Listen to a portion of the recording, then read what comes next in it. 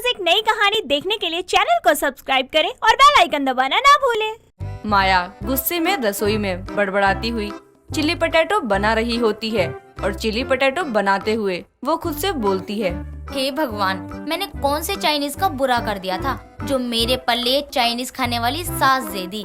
हर दिन एक नई फरमाइश करती है, कभी चाइनीज नूडल, कभी सिंगापुरी चाउमीन, कभी चिली पटेटो, कभी कुछ तो कभी कुछ।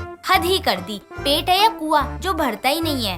माया इतना बोल ही रही होती है तभी बाहर बैठी उसकी सास शांता उसे जोर से आवाज देते हुए कहती है, अरे बहू, कहाँ रह गई तू? अभी तक खाना नहीं बना क्या?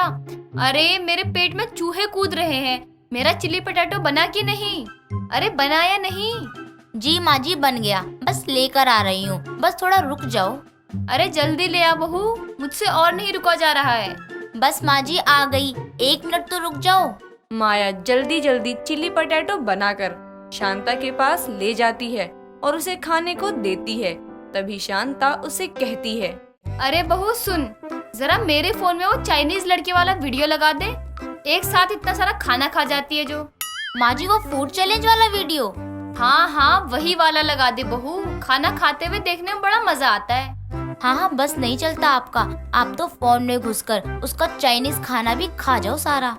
अरे बहू सोच क्या रही है, लगाना। जी माँ जी लगा रही हूँ।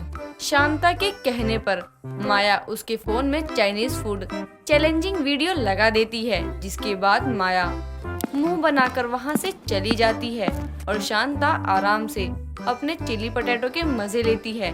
शांता के बेटे राहुल ने जब से अपनी माँ को स्मार्टफोन लेकर दिया था तब से शांता यूट्यूब पर फूड चैलेंजिंग वीडियोस देखती रहती थी, जिसमें वो ज्यादातर चाइनीज खाने के वीडियोस देखा करती थी और राहुल से वही खाना मंगवा कर खाया करती थी, जिस वजह से शांता को चाइनीज खाने की लत लग गई थी। ऐसे ही एक दिन शांता माया को आवाज देती है और कहती है, बहू, अरे ओ मेरी प्यारी बहू, कहाँ है तू?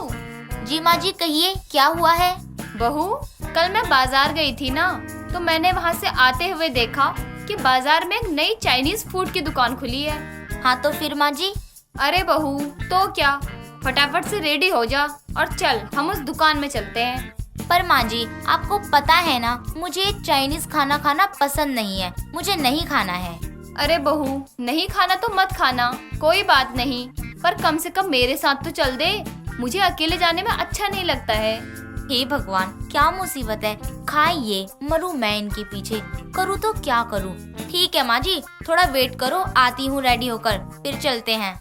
इतना कहकर माया अपने कमरे में जाती है और जल्दी से तैयार होकर शांता के पास वापस आती है, जिसके बाद दोनों सास बहू नई चाइनीज फूड की दुकान पर जाते हैं। वहां पहुंचकर शांता के पास वेटर मेन्यू लेकर आता है और कहता है, तो मैडम क्या लेकर आऊँ आपके लिए? मेरे लिए आप बस कोल्ड ड्रिंक ले आओ, बाकी आप इनसे पूछ लो। Chilli potato, chilli paneer, chilli chicken, hakka noodles, Singapuri noodles, Manchurian, momos steam और फ्राई, कुरकुरे मोमोज और हाँ लेमन सोडा। ठीक है मैडम, अभी लेकर आता हूँ। सुनो, खाने के लिए ना फोक मत लाना, चॉपस्टिक ले आना। फुल चाइनीज फील आना चाहिए।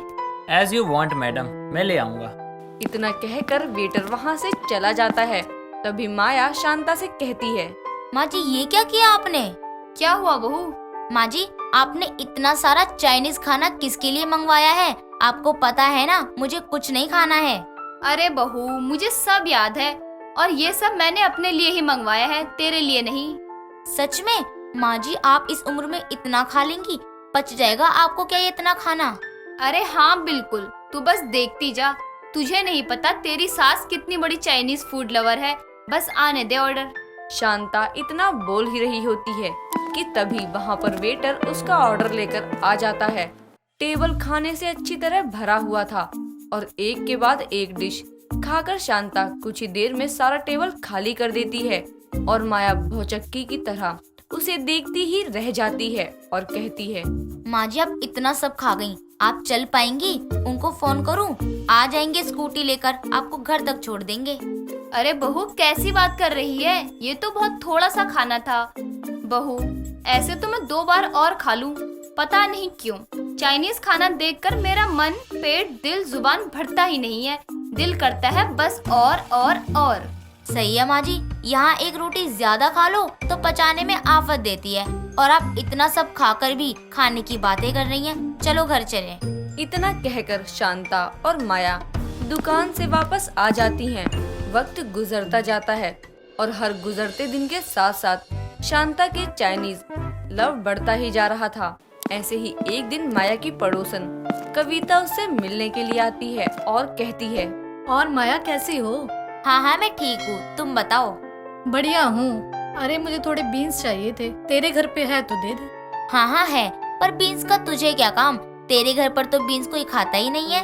अरे हाँ यार, खाता तो कोई नहीं है, पर वो क्या है ना, अपने शहर में प्रतियोगिता होने वाली है चाइनीज खाने और बनाने की, तो मैं उसी में हिस्सा लेने की तैयारी कर रही हूँ। अच्छा, मुझे तो पता ही नहीं था। अरे कोई बात नहीं पता तो फोन में देख लेना, पता चल जाएगा। अभी तू मुझे बीन्स दे ताकि मैं जाऊँ। कविता की बात सुनकर माया उसे बीन्स दे देती है, जिसके बाद कविता वहाँ से चली जाती है और माया फोन में उनके शहर में होने वाली चाइनीज खाना खाने की और बनाने की प्रतियोगिता के बारे में सर्च करती है। जिसके बाद वो शांता के पास जाती है और उसे इस प्रतियोगिता के बारे में बताती है, जिस पर शांता कहती है, अरे बहू, क्या सोच रही है? चल हम दोनों अपना नाम लिखवा कर आते हैं। बहू, मेरे स्वाद के चलते तू रोज ही कुछ न कुछ चाइनीज खाना तो बनाती ही है, जिस वजह से तुझे सब कुछ बढ़िया तरीके से बनाना आ गया है। और सच कहूँ, स्वाद तो बहुत है तेरे हाथों में, और मेरे खाने के बारे में तो तू जानती ही है, मुझे कुछ कहने की जरूरत ही नहीं है। जी माँ जी, आप सही कह रही हैं। इनाम में पूरे 1 लाख मिल रहे हैं। हम सास बहू मिलकर इस प्रतियोगिता में हिस्सा लेंगे और जीत कर ही वापस आएंगे। हाँ बहू, जा देरी मत कर, फटाफट से जाकर हम दोनों का नाम दर्ज करवा दे, कहीं ऐसा ना हो बाद में जगह ना मिले। नहीं माँ जी, अभी जा रही हूँ मैं। इतना कहकर माया जल्दी से प्रतियोगिता की जगह पर जाती है, फिर अपना और शांता का नाम उसमें लिखवा देती है। 1 हफ्ते बाद की प्रतियोगिता के लिए शांता और माया जमकर मेहनत करती हैं और आखिरकार प्रतियोगिता का दिन आ ही जाता है। माया चाइनीज खाना बनाने और शांता चाइनीज खाना खाने की श्रेणी में चली जाती हैं और आखिरकार दोनों सास बहू को इस प्रतियोगिता में विजेता घोषित किया जाता है और दोनों 1-1 लाख का इनाम जीतकर घर वापस आ जाती हैं। तभी माया कहती है, आखिर मेरी चाइनीज खाने वाली सास की वजह से मुझे इतना बड़ा इनाम मिला है। थैंक यू माँ जी। अगर आपके लिए चाइनीज खाना बना कर मैं उसे बनाने में इतना परफेक्ट न हुई होती तो शायद आज मैं ये प्रतियोगिता नहीं जीत पाती। अरे ना बहू, ऐसा नहीं है। तुझे पता है, चाइनीज चाहे मैं कितना भी खा लूं, पर जब तक तेरे हाथ का बना हुआ सादा बढ़िया खाना ना खा लूं, तब तक पेट नहीं भरता है। और फिर सेहत का भी तो ख्याल रखना जरूरी है, इसलिए शौक अपनी जगह ठीक है और सेहत हरी भरी रहनी चाहिए। इतना कहकर दोनों सास बहू एक दूजे को गले लगा लेती हैं और अपने स्वाद की गाड़ी पर सवार होकर यूं ही लाइफ में आगे बढ़ती जाती हैं। दिसंबर का महीना था, ठंडी ठंडी हवाएं चल रही थी। तभी ठंड से कपकपाती हुई शॉल लपेटे हुए नर्मदा हाथ में सामान लिए हुए बाजार से आती है और देखती है कि उसकी बेटी आयशा सोफे पर कंबल लपेटे हुए बड़े से कटोरे में आइसक्रीम चबा रही है। जिसके बाद नर्मदा हाथ में रखे थैले को पटककर उसके पास जाकर बोलती है, हाय राम, तुझे खुदकुशी करने का शौक चढ़ा है क्या, जो दिसंबर के महीने में ये बर्फ के टुकड़े चबा रही है, पागल लड़की। अरे तो क्या करूं, मुझे भूख लगी थी, किचन में गई तो कुछ खाने को नहीं मिला। फ्रिज खोला तो उसमें बर्फ के अलावा कुछ था ही नहीं, तो मैं इसे ही खाने लगी। वैसे ठंड में ठंडी बर्फ, ओए होए होए, मजा ही आ गया माँ। अच्छा, सुकून दे रही है। अरे तो कटोरा भर क्यों, भगोना भर के खा, और फिर जब सर्दी जुकाम से तड़पती हुई फिरेगी ना तो इलाज नहीं करवाऊंगी। माँ कूल हो जाओ, इस ठंडे मौसम में अपना पारा गरम मत करो। गर्म तो मैं तुझे करती हूँ। जब सर्दी में 2-4 बेलन पड़ेंगे ना, तो जितनी बर्फ खाकर ठंडक से सुकून महसूस हो रही है ना, उस सारे सुकून का सत्यानाश हो जाएगा, समझी। इधर ला कटोरा। ये कहकर वो उस बर्फ की कटोरी को खिड़की से बाहर फेंक देती है। उस दिन तो आयशा कुछ ना मिलने पर बर्फ खाने लगती है, लेकिन उसके बाद से उसे बर्फ खाने की आदत सी हो जाती है और ठंड होने के बाद भी वो फ्रिज से आइस क्यूब निकाल कर खाया करती थी। एक दिन जब वो चोरी छुपे बर्फ खा रही होती है तो कट कट की आवाज सुनकर उसका भाई रोमिल किचन में आता है और देखता है कि आयशा फ्रिज के पीछे छुपकर बर्फ खा रही है। तभी वो उससे बोलता है, ओ बर्फीली, क्यों ऐसे खतरनाक कारनामे कर रही है? बर्फ खाने में कौन सा स्वाद आता है तुझे? ले खुद ही खाकर देख ले। अरे यार, मैंने भी क्या बात कर दी। जो बंदा 4-4 दिन ठंड में नहाता नहीं है, वो बर्फ खाना तो दूर, उसे छूने तक की हिम्मत नहीं रख सकता। हाँ, तभी तो तू ये बर्फ खाकर खतरों की खिलाड़ी हो रही है। रुक जा, माँ को बताता हूँ, तेरा खेल तो वही खत्म करेंगी। अबे रुक मोटे कुत्ते। रोमिल नर्मदा को बताने के लिए वहाँ से भागता है और हाथ में बर्फ लिए आयशा भी उसके पीछे पीछे भागती है और उसी बर्फ को लेकर उसकी तरफ फेंकती है। बर्फ सीधा जाकर उसकी पीठ पर लगकर उसके पैरों में आ जाती है और वो फिसलकर धड़ाम से गिर पड़ता है। और तभी नर्मदा भी वहाँ आती है और वो दर्द भरी आवाज में बोलता है, मार डाला रे चुड़ैल, मुझे कुछ हो गया ना तो देखियो, लोग तुझे बर्फीली हत्यारन कहेंगे। माँ, मैंने इसे फिर से बर्फ खाते हुए देखा था। मैं आपके पास ही आ रहा था कि इसने मुझ पर बर्फ फेंकी और मैं गिर गया। नहीं माँ, उस दिन आपके मना करने के बाद बर्फ खाना तो दूर, मैंने उसे देखना भी बंद कर दिया। ये तो अपने आप गिर गया। फालतू में कहानी बना रहा है अब। नहीं माँ, मैं सच कह रहा हूँ। ये मुंह बंद, एकदम चुप। पहले कमरे में चल और गर्म पानी से सिकाई कर ले, फिर कर लियो अपनी बहन की शिकायत। नालायक। और तू क्या देख रही है, मदद कर। हाँ करती हूँ। जिसके बाद नर्मदा और आयशा उसे संभालते हुए उसके कमरे में ले जाते हैं। ऐसे ही समय बीतता है और नर्मदा अपनी बेटी आयशा की शादी एक अच्छे घर के लड़के विनोद से करवाती है। मौसम करवट लेता है और गर्मियाँ शुरू हो जाती है। साथ ही साथ आयशा का बर्फ खाना भी बढ़ जाता है। एक दिन वो सबके लिए शरबत बनाकर लाती है और अपने ग्लास में 4 आइस क्यूब डालने के बाद 5वीं भी डालने लगती है। तभी उसकी सास जानकी बोलती है, अरे बहू, शरबत में बर्फ क्यों डाल रही है? ऐसा कर तो बर्फ में ही शरबत डाल दे। दुनिया भर की गर्मी तो तुझे ही लग रही है, हमारा क्या है? हम तो शरबत को भी चाय समझकर पी लेंगे।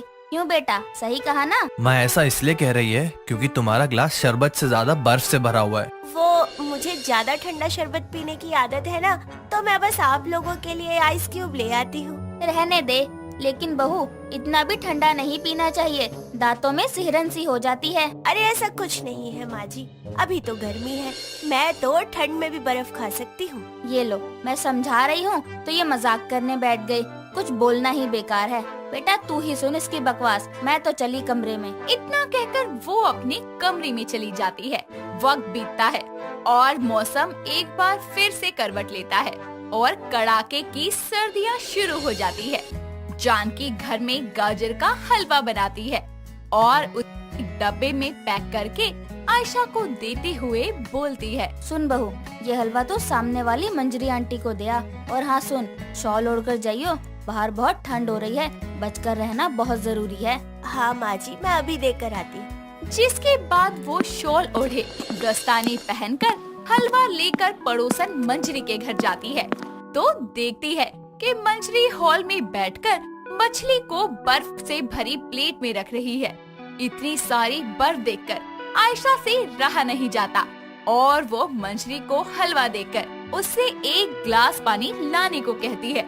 जब मंजरी चली जाती है तो आयशा बर्फ को देखकर बोलती है, इतनी सारी बर्फ, पर यार ठंड भी तो कितनी हो रही है, इसे खाने के लिए तो मुझे दस्ताने उतारने पड़ेंगे, क्या करूं?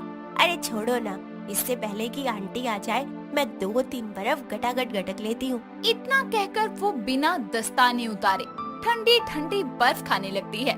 दूर पानी लिए खड़ी मंजरी उसे ऐसे बर्फ खाता देखकर बोलती है, अरे ये मैं क्या देख रही हूँ? जानकी की बहू इतनी ठंड में बर्फ चबा रही है, कहीं ये कोई बर्फीली चुड़ैल तो नहीं? हाय राम, कैसे खा रही है, जानकी को बताना पड़ेगा। जिसके बाद मंजरी अपने फोन में आयशा की बर्फ खाते हुए वीडियो बना लेती है और अगले दिन डब्बा वापस करने के बहाने जानकी को वो वीडियो दिखाती है, जिसे देखकर जानकी बोलती है, हे भगवान, यानी बहू सच में ठंड में भी बर्फ खाती है? मुझे तो यकीन ही नहीं हो रहा। ऐसा लग रहा है बहू मरना चाहती है इस ठंड में। अरे यकीन तो मुझे भी नहीं हो रहा था, पर मैंने तो ये सब अपनी आंखों से देखा है। अरे जानकी कुछ कर तू, अपनी बहू को समझा, वरना किसी दिन उसे ऐसी ठंड लगेगी कि बिस्तर पकड़ लेगी। उसकी बात सुनकर जानकी फ्रिज का प्लग ही निकाल कर रख देती है।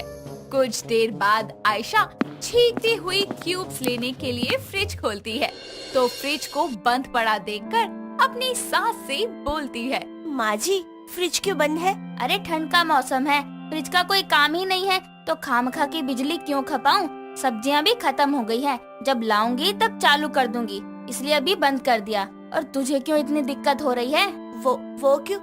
अच्छू! सर्दी हो गई लेकिन तुझे बर्फ चाहिए खाने को। बहू तो पागल है क्या?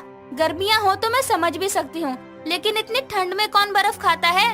वो क्या करूँ माँ जी, मुझे ना बर्फ खाने की क्रेविंग होती रहती है, अच्छा लगता है बस। फालतू की बकवास मत कर मेरे सामने, और खबरदार जो फ्रिज दोबारा चालू किया तो। इतना कहकर वो चली जाती है और ये बात वो विनोद को बताती है। विनोद इस बात को हल्के में ना लेते हुए अगले दिन उसे डॉक्टर के पास लेकर जाता है और विनोद बोलता है, डॉक्टर, खाने की चीज की क्रेविंग तो समझ आती है, पर आयशा को बर्फ खाने की क्रेविंग हो रही है, ये बात समझ नहीं आई। घबराने जैसी कोई बात नहीं है। आमतौर पर बर्फ खाने का मन करना या बार बार ठंडी चीजें पीना, इस आदत को मेडिकल टर्म में पैगोफाजिया कहा जाता है। आयशा की बॉडी में आयरन की कमी है, जिसके कारण लाल रक्त कोशिकाओं का स्तर कम है। इस कारण इन्हें बर्फ खाना अच्छा लगता है। मैं इन्हें कुछ आयरन पिल्स और सर्दी की दवाई दे रहा हूँ, जिससे इनकी आदत धीरे धीरे छूट जाएगी। डॉक्टर की सलाह मानकर आयशा दवाइयाँ खाती है और सर्दियों में अपना ख्याल भी रखती है, जिससे कुछ ही समय बाद उसकी सर्दी भी ठीक हो जाती है और उसकी बर्फ खाने की आदत भी छूट जाती है, जिसके बाद वो अपनी जिंदगी की एक नई शुरुआत करती है। दोस्तों, अगर आपको ये कहानी पसंद आई तो इसे लाइक करें, शेयर करें और कमेंट करके बताएं कि कहानी में आपको सबसे अच्छा क्या लगा।